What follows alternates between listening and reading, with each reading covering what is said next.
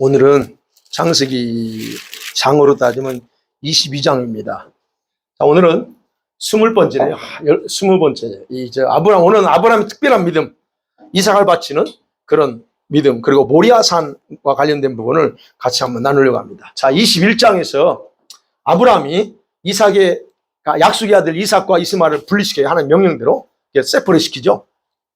그리고 순종했습니다. 그리고 그렇게 분리 뒤에 떠나간 이스마엘은 어떻게 됐을까? 간략하게 소개합니다. 예. 그때 19절, 20절, 21절 보면 간략하게 소개합니다. 그에게도 역시 하나님의 은혜가 임했고, 그가 장성한 후에는 바람 광야에 살면서 가정을 이뤘다라고 그렇게 간략하게 기록하고 있습니다. 그리고 아브라함은 이제 그랄 땅의 왕인 이 아비멜렉과 상호 협정을 맺습니다. 언약을 체결하는 거예요. 근데 이 협정은 아브라함이 먼저 맺자고 한 게 아니고, 이 아비멜렉이 아브라함이 진짜 그랄 땅에 사는 동안 하나님께서 아브라함과 함께 하면서 그를 축복해 준 걸 직접 눈으로 봐요. 자기 눈으로 확인하고, 이 아브라함과 사이가 안 좋아서는 안 되겠다라고 하는 그런 생각을 들여요. 그래서 자신의 안전의 위협을 느껴요. 왜? 아브라함은 강성하거든요. 그래서 아비멜렉은 이제 하나님께서 꿈에 나타나서 아브라함은 선지자야라고 했잖아요.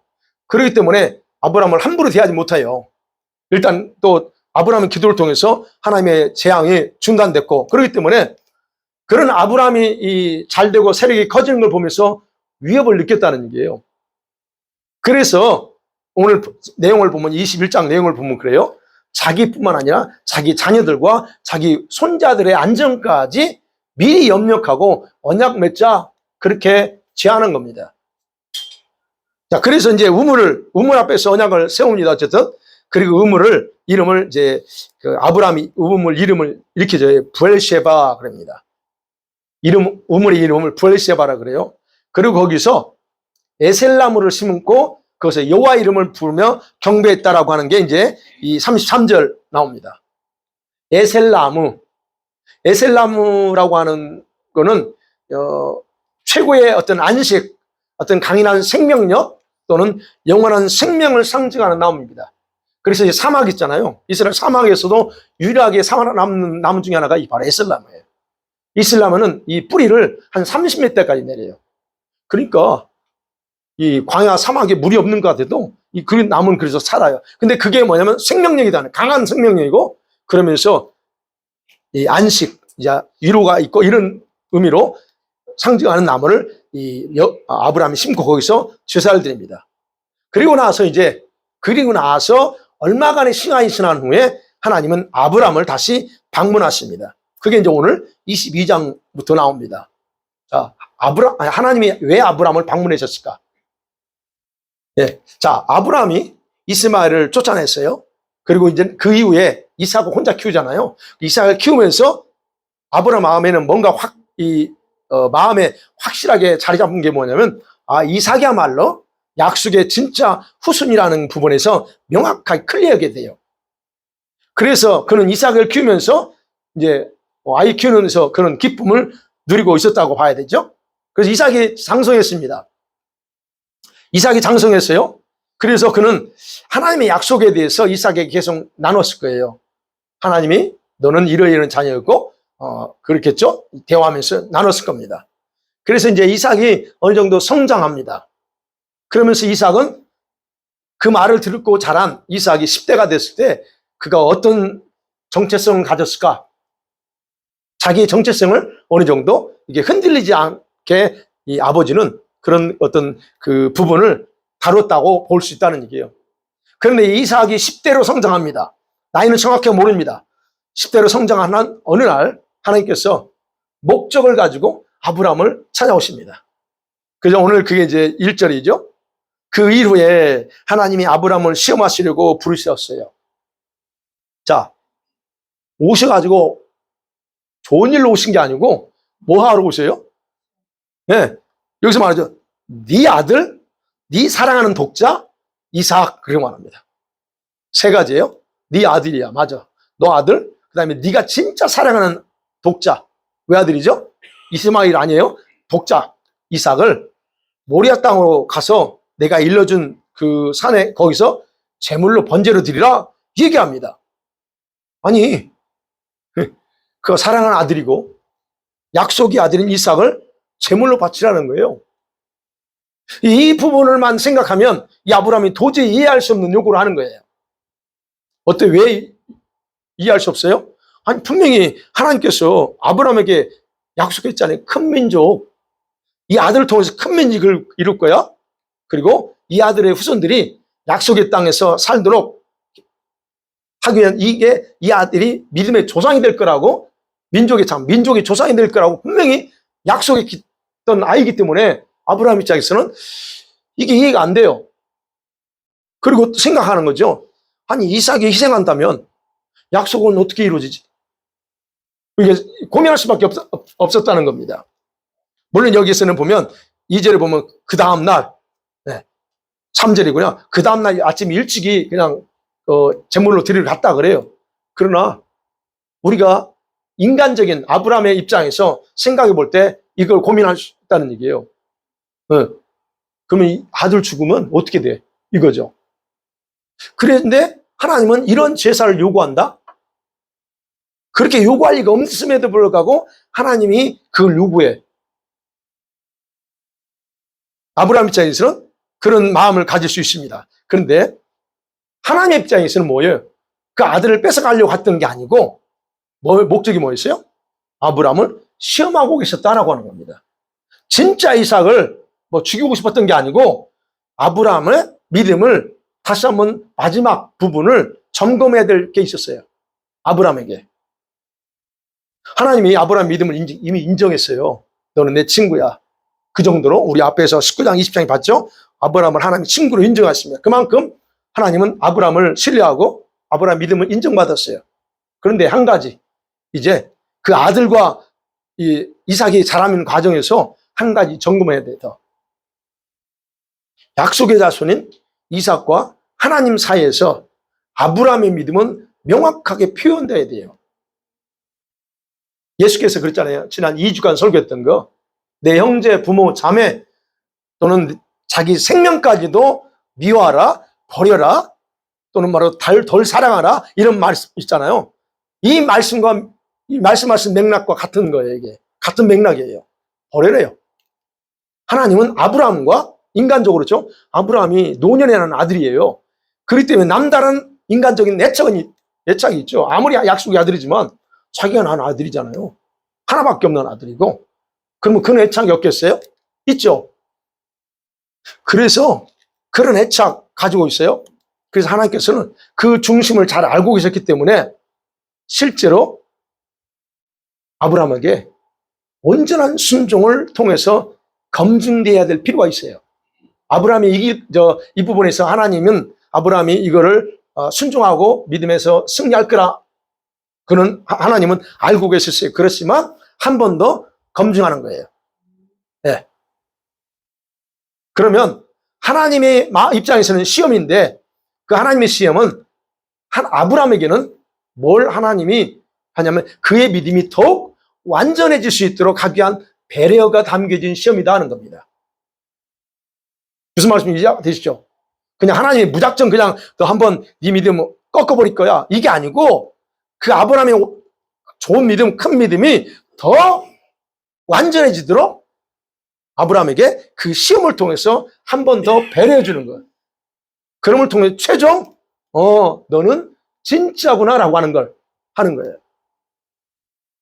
자, 하나님의 뜻에 여러분 우리 인간적인 자신의 생각을 완전히 굴복시켜야 하는 순종의 시험이에요. 하나님께서 우리들에게도 이와 동일하게 요구하면서 실제로요 온전한 믿음으로 세우기를 굉장히 원하십니다. 저와 여러분 믿음이요 이렇게 온전해지기를 원해요. 그래서 하나님은 때로 저와 여러분이 이해할 수 없는 부분까지도 때로는 이렇게 하실 수 있어요. 근데 우리는 그것을 별로 좋아하지 않습니다. 그죠? 좋아하지 않아요. 좋아할 리가 없죠. 네. 근데 하나님은 그렇게 하지도 않아요. 우리의 믿음이 그런 단계까지 안 갔기 때문에. 그런 단계로, 아브라함처럼 그런 단계로 우리의 믿음이 이렇게 준비되어 있지 않기 때문에 사실은 우리를 그렇게 온전한 믿음을 세우기를 원하지만 그렇게 할 수 없어요. 우리 자체 믿음이 그렇게 안 되기 때문에.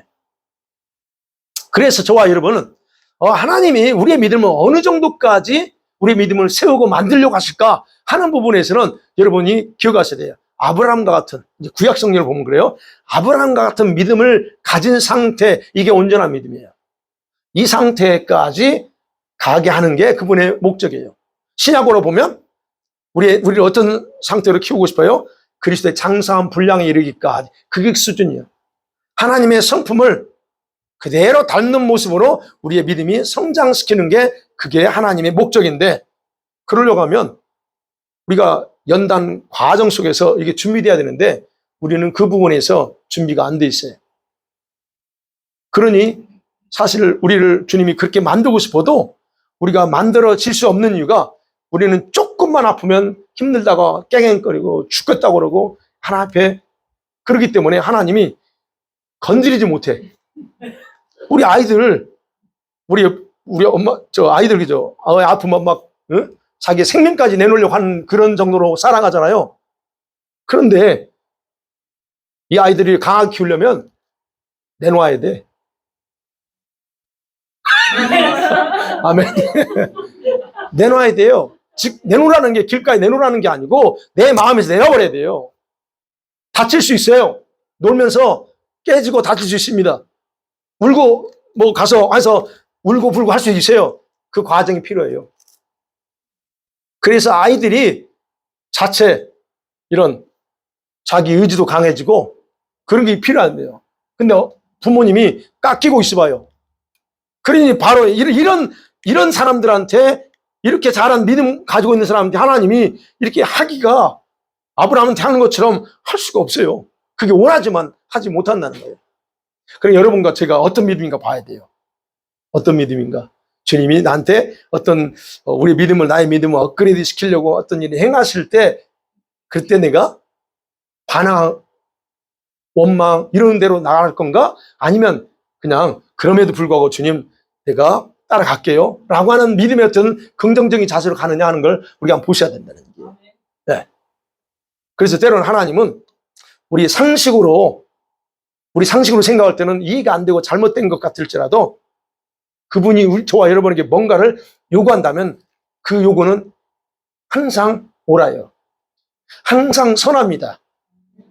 제가 오늘 성경 공부할 때 그랬죠. 하나님의 속성, 사랑, 전지함, 전능하심의 속성이 뭘 우리에게 가르쳐줘요? 하나님은 사랑이기 때문에 저와 여러분에게 뭘 주신다고? 최고의 것을 주세요. 차선을 주시는 게 아니고 최선의 걸 줘요. 왜? 그분은 사랑의 속성이 그래요.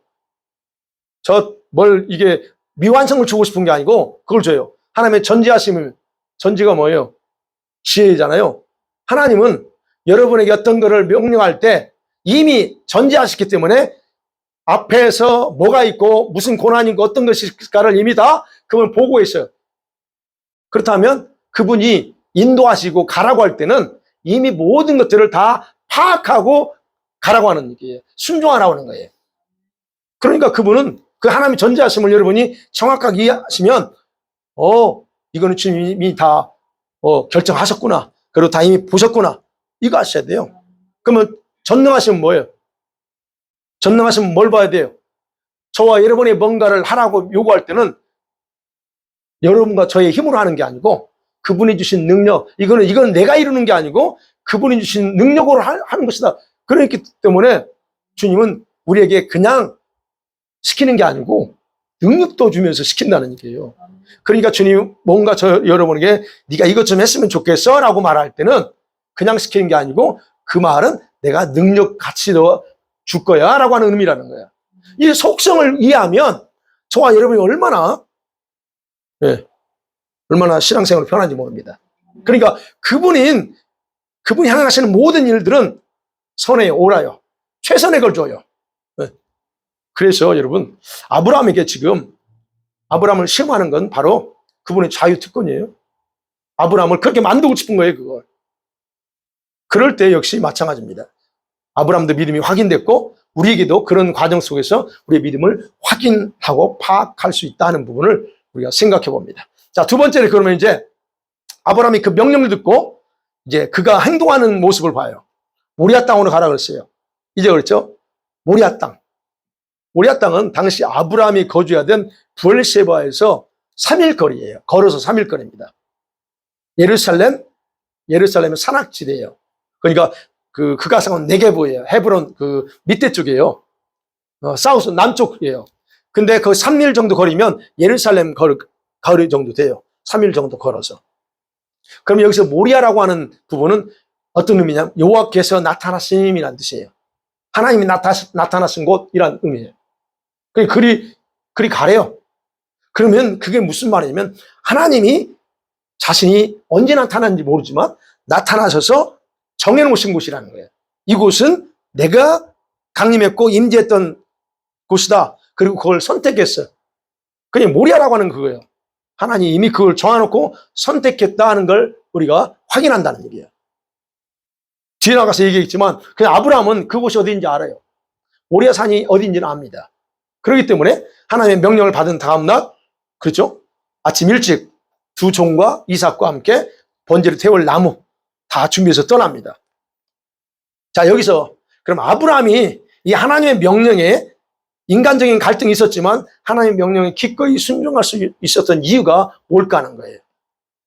물론 히브리서 11장 17절 19절에서 보면 아브라함은 시험 받을 때에 믿음으로 그랬어요.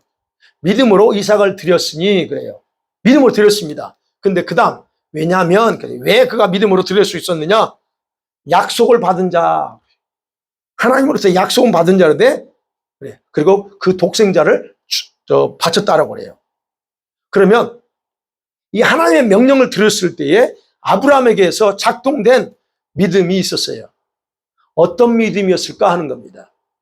아직 여기서 지금 아브라함이 지금 이제 온전한 이 테스트 과정을 통해서 믿음이 진짜 온전해져요. 그러나 아직은 하나님 한 번 더 검증할 필요가 있다. 근데 역시 아브라함은 믿음으로 반응하고 믿음으로 해요. 믿음이 작동됐다는 거예요. 두 가지로 말씀을 우리가 그 믿음을 분석해 볼 수 있어요. 첫 번째는 뭐냐면 하나님께서 요구하신 번제는 하나님께서 만드신 제사 방법이기 때문에 하나님 자신이 아니 아브라함 자신이 제사를 드리는 게 아니고 하나님께서 신이 제물을 준비하실 것이라는 믿음이 작동돼요. 그걸 어떻게 알아요? 8절이요. 8절이 그래요. 이삭이 물어보잖아요. 아빠, 번제할 양은 어디 있어요? 물어보니까 8절에 그랬죠. 내 아들아, 번제할 어린 양은 하나님이 그 다음 뭐예요? 같이 읽어볼까요? 자기를 위하여 신이 준비하시리라 그럽니다. 누구를 위해서요? 하나님 자신이 자신을 위해서. 그게 뭘 얘기하는 거예요? 아브라함은 지금 아브라함 믿음은 어떻게 작동하냐면 그 말씀을 들었을 때 번제를 드리라고 하는 건 인신제사예요. 이거는 사람을 원래는 태워서 드리는 게 아니죠. 번제는 양이나 염소를 태워드리죠. 근데 하나님이 지금 이삭을 바치래. 그러나 분명한 것은 제사 방법은 하나님이 선택한 방법이야. 그렇기 때문에 이 제사를 드린다면 하나님은 자기한테는 이삭을 번제로 바치라고 했지만 그게 아니고 신이 번제로 드릴 양을 주님이 직접 준비하실 거야 라고 하는 것이 그 말을 들었을 때 아브라함에게 믿음이 그렇게 믿음이 작동됐다는 거예요. 이거는 그러니까 이삭이 죽을 거라고 생각 안 하는 거예요. 하나님이 양을 딱 준비했다는 그 믿음이 가지고 있기 때문에. 그래서 그 얘기하는 거예요. 그래서 이삭은 죽을 거 아니야. 대신에 어린 양이 준비될 거라는 거. 이거예요. 바로 여기에서 아브라함 믿음이, 이 믿음이 작동돼요. 그러니까 아들한테 고백하는 거예요. 야, 걱정하지 마. 하나님이 자기를 위해서만 준비할 거예요. 그래요. 또 하나. 두 번째 어떤 믿음이냐면, 여러분, 자기 아들 이삭이 제물 되는 것이 아니라 하나님 자신이 친히 하나님 자신이 희생할 걸 본 거예요. 그 믿음으로 아브라함의 믿음이 뭘 봤냐면 이삭이 죽을 게 아니고 하나님 자신이 희생제물에 대해서 죽을 거를 믿음으로 봤다는 얘기예요. 그 믿음이 작동됐다는 거예요. 이 부분이 이제 여러분 이해하셔야 되는 게, 자, 하늘의 별을 보라고 그랬어요. 네 후손이 이렇게 많을 거 할 때 그 후손이 누구를 봤다고 그랬어요? 요한복음 8장에서는 예수님이 죽어서 십자가에 죽어서 이런 일들을 할 거라는 걸, 그 별을 보라고 할 때 아브라함은 그 예수님의 죽음을 봤다라고, 어쨌든 예수님이 그렇게 얘기합니다. 그래서 그 믿음을 의로 여겼다고 그래요. 그렇죠?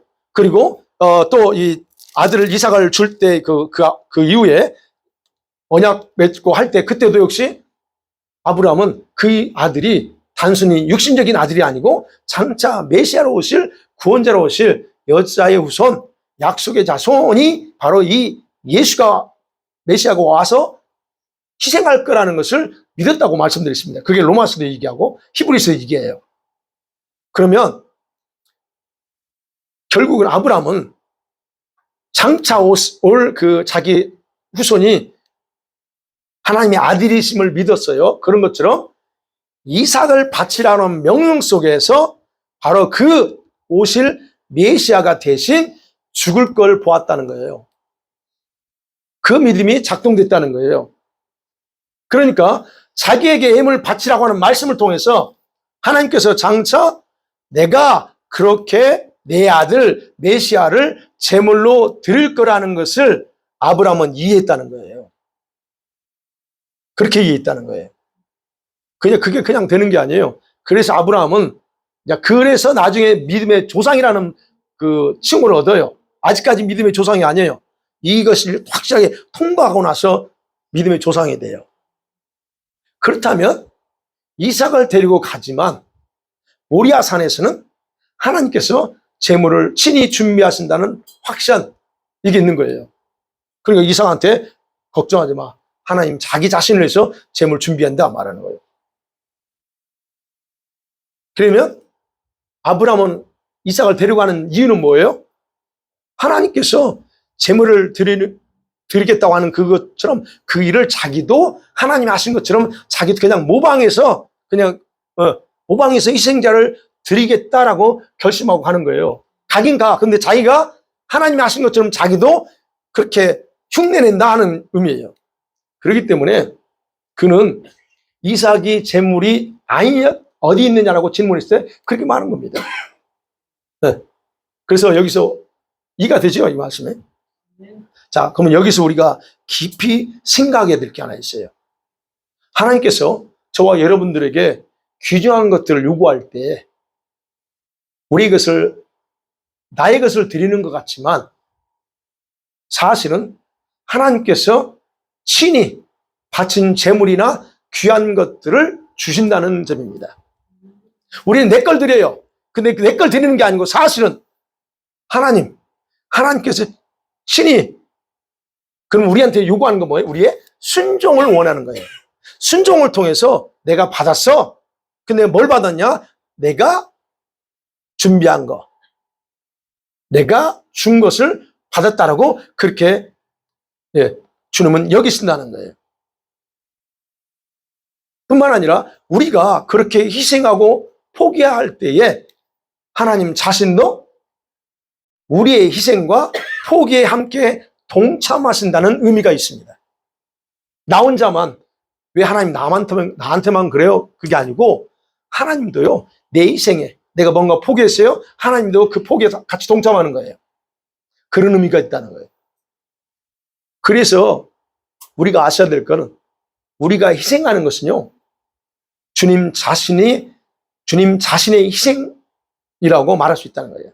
내가 희생하는 것 같은데 사실 내가 희생하는 거, 주님이 직접 사실은 모든 걸 다 희생하는 것 뿐이다라고 하는 거예요. 왜요? 그래요? 우리가 그분의 자녀이기 때문에 그래요. 우리가 그분의 자녀이기 때문에 내가 희생한 것 같은데 사실은 하나님 자신이 희생하여요. 물론 이제 포괄적으로는 예수님이 그렇게 그래서 예수님을 희생시킨 거예요. 사실은 내가 죽어야 되는데 예수님 자기 자신을, 자신의 아들인 예수님이 죽였잖아요. 바로 그런 의미라는 거예요. 그렇기 때문에 저와 여러분, 이런 어떤 이와 같은 희생이나 우리 어떤 포기 뒷면에 하나님의 희생을 볼 수 있어야 된다는 거예요. 아, 하나님도 우리를 위해서 이렇게 하셨구나. 이것을 볼 수 있다면 저와 여러분은요, 신앙생활하면서 그분이 우리에게 뭔가를 요구하는 것은 무엇이나 다 순종할 수 있어요. 아, 알겠습니다, 주님. 주님 원하신다면 제가 기꺼이 할게라고 하는 것이 그냥 쉽게 나올 수 있다는 거예요. 아브라함은 바로 그걸 건 거예요. 물론 인간적으로 그날 밤에 조금은 갈등했겠죠. 그러나 그냥 그는 어김없이 순종할 수 있었던 겁니다. 자, 우리 모습은 어때요? 그런데 우리들은 이 부분을 못 봐요. 이해를 못 해요. 하나님이 어떻게 나 위해서 희생해? 그러다 보니까 순종하는 게 어려운 거예요. 나만 손해보는 것 같아. 왜 나만이야? 아니, 우리 이경선 집사님은 순종을 안 하고 왜 꼭 김 목사한테만 하라고? 아니, 우리 김현지 집사님한테만 하라고 그래? 우리가 그렇게 생각할 수 있다는 거예요. 그런데 그게 아니고 이거예요. 그러니까 여러분, 우리가 하나님이 우리에 대해서 그렇게 갖고 있는 것에 대해서 이걸 보셔야 된다는, 나만 하는 게 아니고요. 김 집사님만 하는 게 아니고 그 과정에 주님이 동시에 본인 자신도 포기하고 희생한다 하는 걸 봐야 된다는 거예요. 그래야 우리가 그냥 적극적으로 순종합니다. 예. 이거 보면 항상 불평해요. 순종할 때 당할 수 있는 어려움, 고통, 이런 것에 집중하고 불평해요. 순종이 어렵다고 자꾸 결론 내리고 아무것도 안 하려고 해요. 자, 그러나 우리가 생각해야 돼요. 이렇게 우리가 주님 앞에 순종을 행할 때 당할 수 있는 여러 가지 어려운 고통, 이런 부분에 대해서 주님 자신도 우리 사랑하는 자녀들의 희생과 고통을 같이 당하고 있다는 거. 여러분이 그래서 혼자가 아니에요. 여러분이 고통당할 때 주님은 멀리 계시지 않아요. 주님도 옆에서 같이 고통당하고 계세요. 그 말씀 들어보셨잖아요. 나의 삶이 뒤집박죽이야. 그게 내 잘못이든 어쨌든 간에 그럴 때 여러분이 자잘못을 떠나서 당하는 고통은 주님도 같이 당하셔요. 내가 잘못해서 어떤 걸 만들 수 있지만 그로 인해서 나오는 결과의 어려움이, 고통이, 환난일지라도 그 환난 속에서 주님도 같이 환난당하고 고통당하고 있다는 거예요. 그래서 여러분, 제가 말씀드린 거예요. 이거를 올바로 깨닫게 되면 앞으로는 어떤 고통스러운, 힘들고 어려운 일이 온다 할지라도 하나님께 순종하는 삶을 살 수가 있다 하는 거예요. 앞으로 그럴 수 있겠어요? 아, 진짜요. 이게 그래서 저는 여러분에게 말씀드리고 싶은 건, 하나님이 어떤 분인가를 알면 예수 믿는 신앙생활이 너무 쉬워요. 하나님 의지하는 거 너무 쉬워요. 원리를 알면 너무 쉬워요. 아까 그랬죠. 속성 3가지만 알아도 순종하는 거, 조금 어려움 당하는 거, 이건 아무것도 아니에요. 이제 그런 부분에서 여러분, 그래서 저는 하나님을 이 부분을 좀 정확하게 인식했으면 좋겠다는 거예요. 자, 그러니까 본문 들어와서, 그러니까 아브라함은 이삭을 제물로 바치라는 명령받았을 때 주저하지 않았던 거예요. 우리의 산을 떠납니다. 그런 자신의 믿음의 순종대로 산으로 가는 동안 흔들지 않아요. 아직 가고 있어요. 3일길이야. 그동안에 인간이기 때문에 몰라요. 우리 사람은, 그죠? 흔들리지 않아요. 그리고는 순종할 때만 누릴 수 있는 특권이 기적을 체험하게 돼요. 그리고 그 땅 이름을 뭐라고 그랬어요? 14절 보니까 여호와 이레 그럽니다. 여호와 이레라고 그래요. 네. 14절 그러죠? 그러면서 오늘날까지 이 성경을, 창세기를 기록한 모세 때까지도 그 땅 이름을 사람들 뭐라고 그래요? 여호와 이레라고 부른다는 거예요. 그럼 여기서 여호와 이레라는 말이 뭐예요? 네. 그렇죠? 하나님 여호와의 산에서 준비되리라. 이 말은 원어 성경으로 풀어보면 하나님께서 자기를 위해서 아까 그렇죠? 번제할 양이 있도록 하실 것이다 하는 의미예요. 조금 더 하면 여호와께서 보실 것이다, 여호와께서 택하실 것이다는 게 원어 의미예요. 뭘 택해요? 이 자리를 택했더라는 거예요. 이 자리에 자신이 준비한 제물이 여기서 죽을 거라는 걸 의미하는 말이에요. 우리는 여호와의 일에, 그러면 하나님 준비하심, 우리가 이렇게 생각하지만 사실은 히브리 원어상에는 더 이것보다 더 좀 의미가 있어요. 하나님이 보시고 하나님이 택하신 곳이다 하는 거예요. 네. 하나님이 그곳에 나타날 거라 하는 부분. 자, 여호와께서 나타나리라 또는 여호와께 택하실 것이라는 이 말은 그가 친히 번제할 양을 발견하신 자로, 양을 발견한 자로 나타날 것이라는 뜻. 그러니까 하나님도 재물이 있는 곳이라는 걸 그걸 발견한 곳이라는 거예요. 하나님이. 그러면 동시에 그가 재물을 드리는 자로 나타날 거라고 하는 그런 히브리 말의 의미가 있어요. 두 가지 의미예요. 그래서 우리는 간단하게 여호와의 산에 준비드리라 이렇게 표현했지만 그 히브리 말에서는 풀으면 그런 두 가지 의미가 있다는 거예요. 재물도 누가 드려요? 그가 재물 드려요. 아브라함이 드리는 게 아니고 사실은 그 말 속에 하나님이 친히 재물을 드리신다 이런 의미가 있다는 거예요. 결국은 먼 미래에 하나님 스스로가 아들을 희생해서 재물을 바칠 거라고 하는 의미가 숨겨진 단어가 여호와 이레라는 뜻이라는 겁니다. 그리고 여기에 뭐가 예표되어 있어요?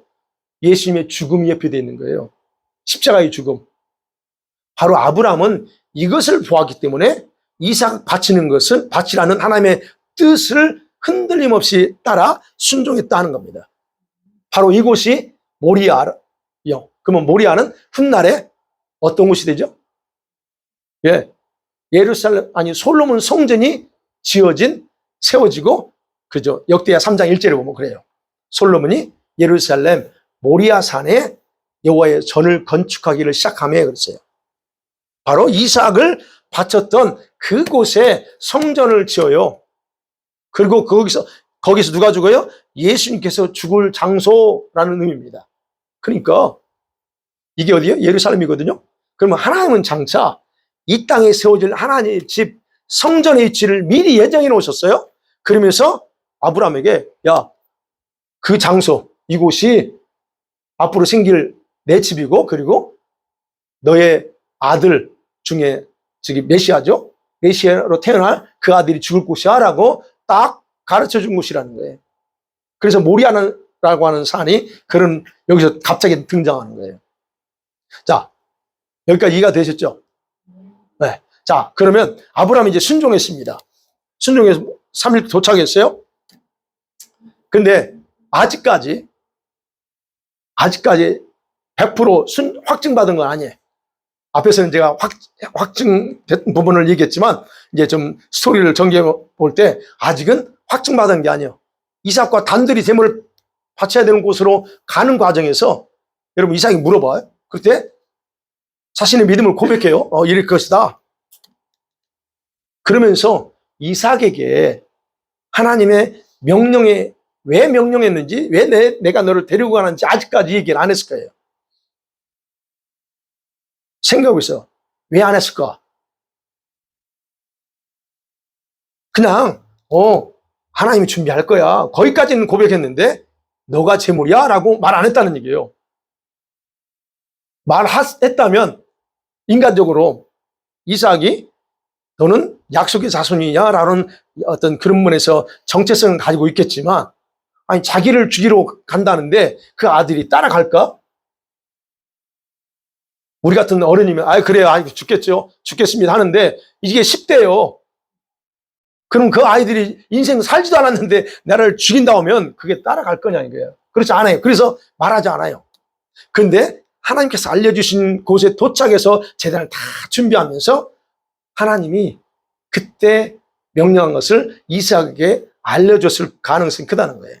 이건 예측입니다. 이제 우리가. 그래서 야, 오늘 바쳐야 될 재물은 너야 라고 하는 거예요.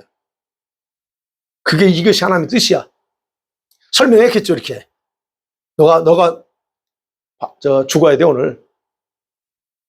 그리고는 너의 죽음은 먼 훗날에 메시아가 오셔서 죽을 것을 상징하는 거야 라고 설명했을 거라는 거예요. 그러면 지금 무슨 말이에요? 너가 죽어야 되는 그 과정은 있지만 너는 실제 죽는 게 아니고 그 모습을 통해서 장차 메시아가 와서 너 대신 죽을 거야를 설명해. 끝까지 들어봐야죠. 그러니까 끝까지 들어봐야 되죠. 그것이 하나님의 약속이고 너 또한 그 약속의 성취를 위해서 태어난 거라고 설명했을 가능성이 크다는 거예요. 그리고 그래서 이제 아버지가 그래서 이제 자신을 묶어서 제단에 올려놓을 때까지 이삭이 반응 안 해요. 여기는 나오지 않아요. 그죠? 자, 결박가에서 9절에 보면 이삭을 결박가 제단 나무에 놓아요. 근데 거기 할 때 아무 얘기 안 합니다. 그러면 생각해 볼게요. 아버지가 그렇게 설명했을 때 그는 충분히 그 부분을 이해했을 거라는 거예요. 그리고 이삭은 하나님의 뜻에 순종하기로 하고 반항하지 않았다라고 그렇게 결론 내릴 수가 있는 겁니다. 그리고 자신의 온전한 순종은 결국 자기 아들을 죽이는 것까지 행할 때에 완성된다는 것을 아브라함은 알고 있었기 때문에 어쨌든 자기가 할 거는 다 하는 거예요. 그래서 제단 묶어놓고 칼을 들어서 이삭을 하려고 하는 그때 여기까지 하나님 원했던 거예요. 그리고 비로소 그때서 부모, 자녀, 자기 생명까지 미워함을 확증시킨 거예요. 하나님께. 네. 이럴 때 하나님은 바로 100%의 믿음의 순종으로 인정하시고 만족해 하신다는 거예요. 네. 우리가 이걸 하나 한편에 그냥 이 극적인 뭐 드라마처럼 보이지만 그런 어떤 부분이 있다는 얘기예요. 그리고 보잖아요. 하나님이 보세요. 이게 분명히 왔을 때 거기 양이 있었을까? 여기 나오잖아. 와서 제단을 쌓았어요. 그리고 했어요. 근데 그때까지는 양이 없었는데, 근데 딱 이 보죠. 하나님의 말씀 듣고 스탑시키고 그리고 나서 이제 아브라함이 눈을 살펴본 즉 그럽니다. 눈을 들어 살펴보니까 저기 양 한 마리가 딱 걸려있네. 이게 나오는 거예요. 그러니까 결국은 하나님은 아브라함의 100% 순종하는 믿음이 특별함을 확인한 후에 자신이 친히 준비해 놓은 어린 순양을 제물로 바치게 해요. 물론 그게 하나님이 눈을 열어줬는지 아니면 그 전에 있었는지 눈을 가려서 못 보겠는지 모르지만 그런 어쨌든 그런 과정을 거치겠다는 거예요. 바로 이 양은 아브라함이 준비한 게 아니에요. 하나님이 하신 거예요. 하나님이 주신 거. 결국 이것이 장차 오실 약속의 메시아. 이 메시아는 어린 양으로서 우리의 모든 죄를 위해서 희생 제물이 될 것을 바로 상징적으로 계시하는 그런 부분이다라는 거. 우리는 뭐 이 부분에 대한 설교 많이 들었으니까 아실 거예요. 아브라함에게는 약속의 자손이지만 그 후손이 장차 어떤 방법으로 희생할 건가 죽을 건가를 눈으로 가시적으로 보여준 거예요. 그래서 아브라함의 특별한 믿음은 하나님께서 오늘날 우리 모든 성도들에게 원하는 그리고 요구하는 믿음이다 하는 거예요. 이 특별한 믿음. 그래서 이 믿음은요 그냥 생기지 않습니다. 아까도 말씀드린 것처럼 이 믿음을 하나님을 이론적으로 이해하는 것은 가능한 게 아니에요. 이해해서 가능한 게 아닙니다. 하나님의 속성 명확하게 이해하고 내 것으로 만들고 그리고 살아야 돼요. 그렇게 되면 하나님만을 의지하는 법이 쉬워져요. 아까 말씀드렸어요. 그러니까 우리를 구원하시고 축복하시는 방법은 오직 하나님께 있어요. 우리에게 있는 게 아닙니다. 네. 하나님께서 이 아브라함의 순종만을 보신 게 아니고 뭣도 봤어요? 이삭의 순종도 봤어요. 네. 그래서 여러분 이삭의 순종에서 결국 장차 오실 누구의 순종을 봐요? 예수님 메시아의 순종을 보는 거예요. 예수님이 몸부림치죠. 나의 뜻대로 마옵시고 나중에 그렇게 하면서 최종 순종해요. 인간이니까 그런 부분이야. 그러면 아까 말씀드린 이삭이 어떻게 그냥 아무 말 없이 그냥 반항하지 않고 순종할 수 있느냐? 설명했기 때문에 이삭도 이해하고 했다는 거예요. 그래서 본문에서는 이삭의 순종이 강조되지 않지만 이제 그 이후부터 등장하는 이삭의 생애 속에서 그가 받은 모든 축복의 내용들이 바로 순종의 결과 이런 축복을 이삭이 받는구나 라고 설명합니다. 그래서 이삭은요, 나중에 여러분 보시겠지만 이삭은 100배의 축복을 받는, 실제로 그야말로 100배의 축복, 농사지어서 100배 축복을 받아요. 이게 어떻게 가느냐, 그게 기록돼요. 이게 바로 이런 하나님의 특별한 순종에 대한 보상이라 하는 거예요. 그래서 여러분, 순종에는 항상 이런 축복의 열매들이 주렁주렁 열린다는 걸 알면 우리가 순종하지 않을 수 없어요. 네. 하나님께서 그의 순종을 기뻐하시고 다시 과거에 그에게 줬던 약속을 반드시 이룰 거라 하면서 16절, 17절, 18절 다시 한번 리마인드 시키면서 내가 반드시 또다시 약속해요. 내가 이뤄줄게 라고 맹세함. 이제는 맹세해요. 내가 반드시 이루어진다. 그거예요. 그리고 그렇죠? 하늘의 하늘의 별처럼 바닷가 모래처럼 많을 거야. 이거 다시 확인시켜 주죠. 그리고 더 하나 뭐 있어요? 너의 후손, 네 후손 그대로 모든 원수를 정복할 거야. 다 깨부르시고, 그렇죠? 메시아, 아브라함의 신 메시아로 말미암아 이 땅의 모든 민족이 또 복을 받으리라. 이게 우리가 갈라디아서 보고 하는 거죠. 이 복, 이걸 받게 돼요. 이방인들이, 우리 같은 이 사람들이 복음을 믿음으로 말미암아 구원을 받아 하나님의 자녀가 되는 축복, 바로 이 아브라함이 복 때문에 우리가 그 누리고 있다는 거예요. 근데 더 가장 축복은 뭐라고 표현했어요? 구세주가 너의 족보에 태어나 라고 하는 거야. 예. 그래서 그 아들로 오시는 메시아를 통해서 많은 열방의 사람들이 아브라함의 믿음의 결과로 구원받는 역사, 능력들이 나타난다라고 분명히 기록하고 있다.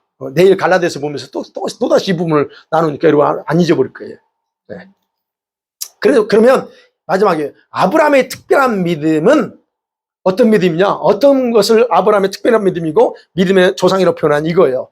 구원자로 오실 그 아들을 바라보고 확신했기 때문에 이삭을 기꺼이 바쳤던 그 믿음. 바로 이 믿음을 가진 자들을 아브라함의 자녀라 불러요. 그냥 단순하게 나 믿어요. 예수 아브라함 자녀가 되는 게 아니에요. 자, 결론입니다. 그러면 여러분, 아브라함을 왜 믿음의 조상이라고 말하는가? 왜 믿음의 조상이라고요? 우리가 생각하는 차원의 믿음이 아닙니다. 저와 여러분이 말하는 믿음 어때요? 나 믿습니다. 나 믿음 있어요. 라고 할 때 도대체 그 믿음은 어떤 믿음이에요? 정체불명의 믿음이 많아요. 도대체 그 믿음이 어디서 왔는지 모르는 믿음이 의외로 많습니다. 제가 이 말씀드린 여러분 다 부정적으로 보는 게 아니고 우리의 믿음의 그 출처가 또 내 믿음이 이게 진위가 어떤지를 확인하자는 거예요. 예수님을 구원자라 믿는 믿음, 믿음은 구원받고 하나님의 자녀가 되게 하는 그런 능력 있는 믿음, 그 믿음이냐? 자, 아브라함의 참 믿음의 근거는 눈에 보이고 귀에 들리는 어떤 환경과 상황에 따른 게 아니에요. 그냥 하나님의 말씀 속에 담겨진 깊은 하나님의 마음, 그 뜻을 파악하고 믿고 의지한 진짜 트러스팅한 그의 믿음이에요. 진짜구나. 이거 믿음이. 이게 진짜 아브라함 믿음이었다는. 그러니까 순종하는 거예요. 그냥 자기 아들까지 바치라고 해도 그냥 기꺼이 그렇다면 해버리는. 이게 진짜 아브라함의 믿음이라는 거예요. 근데 우리의 믿음은 어떠냐는 거예요. 우리 믿음. 그래서 단순히 예수님 믿으니까 아브라함의 자녀라고 말하지 않는다. 갈라디아서 이제 보는 부분이요. 예. 또 하나는 저와 여러분이 순종할 때, 여러분 순종할 때 무엇인가를 희생해야 하고 그런 희생을 하나님은 기뻐하신다는 거예요. 그죠? 하나님 그래서 우리의 순종을 통해서 영광 받으시고 기뻐하시고, 근데 그 순종은 우리에게 희생이에요. 그럼 우리가 그렇게 희생할 때 하나님 자신도 동일하게 우리의 희생과 귀한 것들에 같이 그 희생에 동참하신다. 앞에 말씀드렸어요.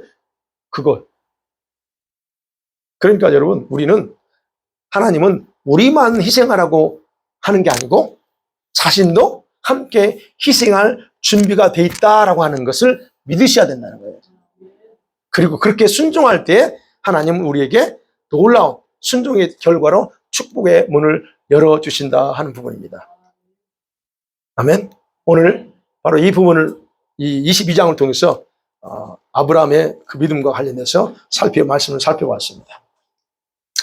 할렐루야.